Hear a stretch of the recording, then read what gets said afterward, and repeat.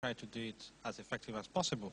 Unfortunately, Chris Obeche is not here, and also Ifeko is here to arrive. But before Ifeko comes in, maybe I need to say this behind her. Ifeko gave me my first job while I was, when she was at Ar-Csr Consulting, and from there I got the inspiration to go along this line of organizational ethics, because one of the principles Ar-Csr stood on was that it would not get anything through bribery or corruption. So Ar-Csr stood very firmly about that, and it was kind of built on principle. And for me, it stands out as a good example, because sometimes when you talk about these philanthropic activities or CSR, we forget the root problem. And I tell people that if we're able to fight corruption in Nigeria, that would be the best CSR. So the other things, if we get corruption out of the way and we're able to hold government accountable and politicians, possibly there are other things that will take shape. So the whole agenda of CSR is going back to what I said yesterday about institution building. And if we also look at it in the context of corporate governance, which is a topic Chris would have talked on this afternoon, asking the question about what's the difference between CSR and corporate governance. The only difference, if you ask me, would be that corporate governance has been hijacked by lawyers and accountants. Okay, whereas CSR, to a large extent, is probably driven by people you may call your social activists. But in terms of what they set out to achieve, are they the same? To a large extent, yes. Corporate governance has gone a bit further and has codes or rules behind them in terms of government and the markets demanding this from companies. But in terms of what they want to achieve, it goes back to what we were talking about yesterday about positive impacts and negative impacts. If you look at what is happening in the banking sector with governance, corporate governance, it's all about how do we minimize the negative impact of banks on the society, and how do we enhance their positive impact and make them sustainable.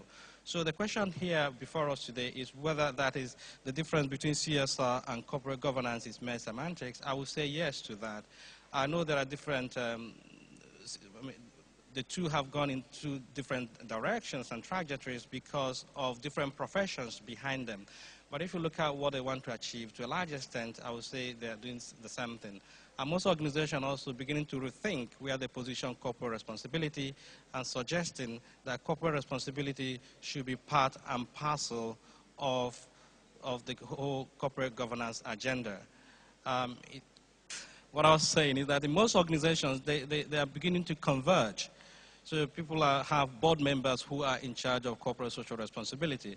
But basically, what I'm saying is that they tend to perform the same function, but having corporate governance at the corporate level is to ensure that some of these companies are run properly to good international standards.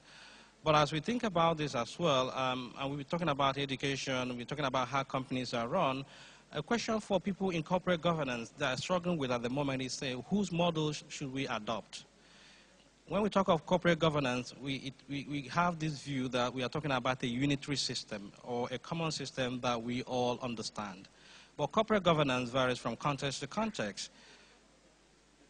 In Europe, corporate governance is more stakeholder-oriented, where you have even employees represented at the board level. In the US, it's more shareholder-oriented.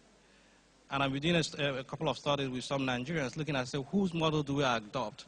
So Nigeria becomes more like a dumping ground. You see people pushing for one agenda or the other. So if we want to articulate, if we want to realign the relationship between CSR and corporate governance, it goes back to what we were talking about earlier on today in terms of what sort of society do you want to live in? What sort of culture do you want to reflect? Somebody mentioned about the Ubuntu today. So to what extent do we reflect some of these African philosophies in our management practices, as opposed to hoping to adopt international best practices that may not necessarily fit into our own context?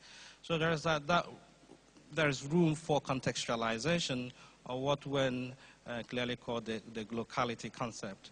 So back again to the question I started from, corporate governance and CSR, do I see any difference? No.